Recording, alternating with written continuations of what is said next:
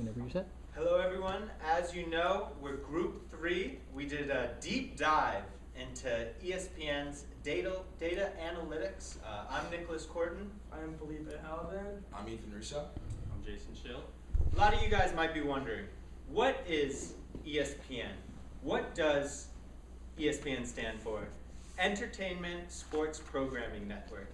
What that means is ESPN has a lot of different networks that they show entertainment on. They have a website. They have multiple channels. They're looking into VR and different ways that we can engage in sports and media.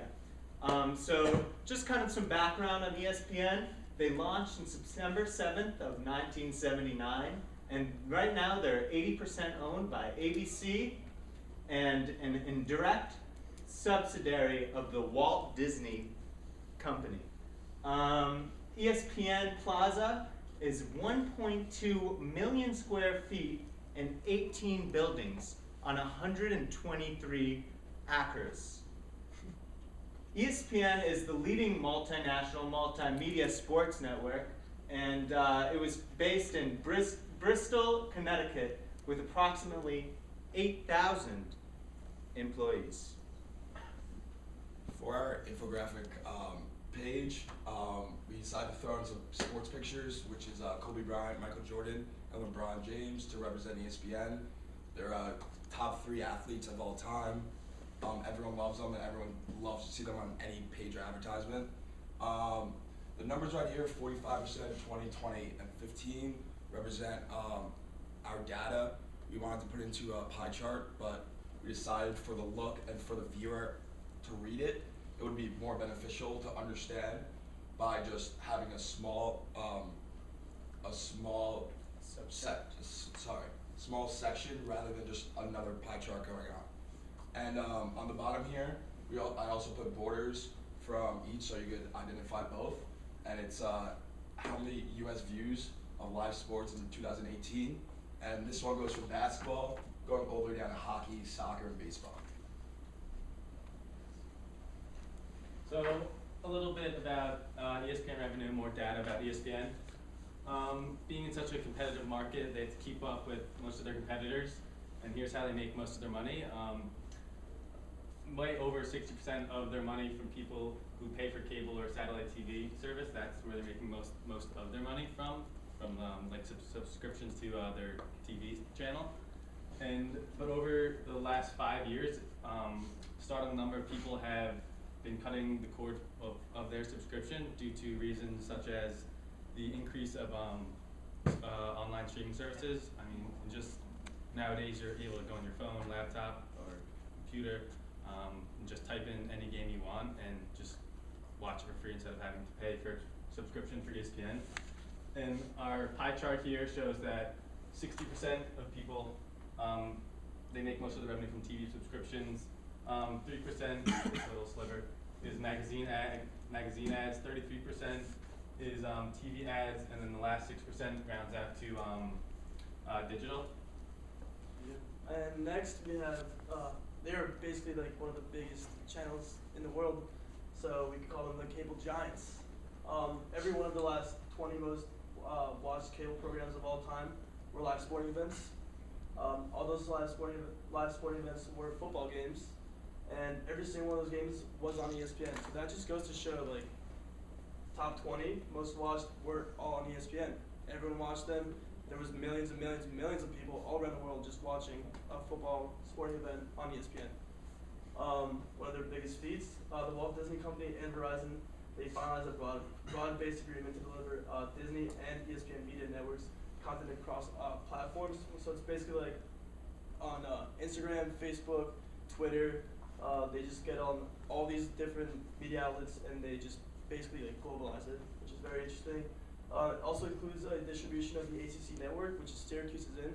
So they now like stream like a lot of the Syracuse games and all these different sports like women's lacrosse, hockey, even volleyball. So it's very interesting that ESPN is reaching out to like smaller networks and they're just getting all around. Thank you very much. Thank you. Isn't the ACC not going to be based out of Syracuse? Or am I? I don't know if we're the hub per se. Not that I've heard. we're a contributor, I think, but I don't think. Well, yeah, I thought we were like the. It's the city. I think it's New York City. Because it does New York. Could be right. I know we use the studios here. Right? So it's just, No, that's for the games. yeah. For the games. But I think the But like the actual, okay, yeah. I think the office is in New York City. I could be wrong. I'm pretty sure.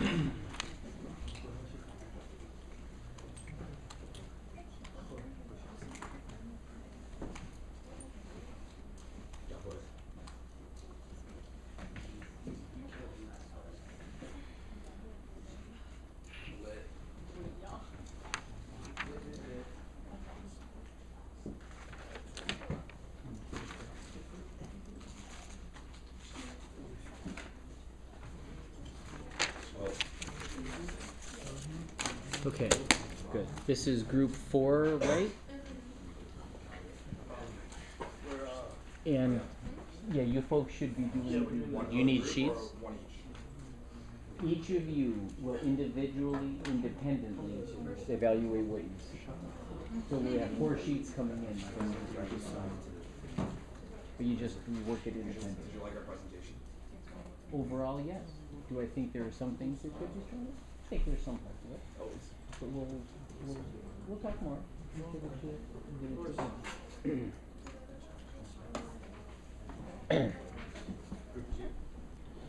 Overall, the infographic looked very nice. Yeah, no, this is group 4 going right now. Are the first set of critiquers done with your critiques? Can I collect those sheets, please, from this group? This is group 4 about to go, and I will hand these back to each group before we leave tonight, so you can at least get some immediate feedback, immediate peer feedback. Thank you. That is, this is group 3.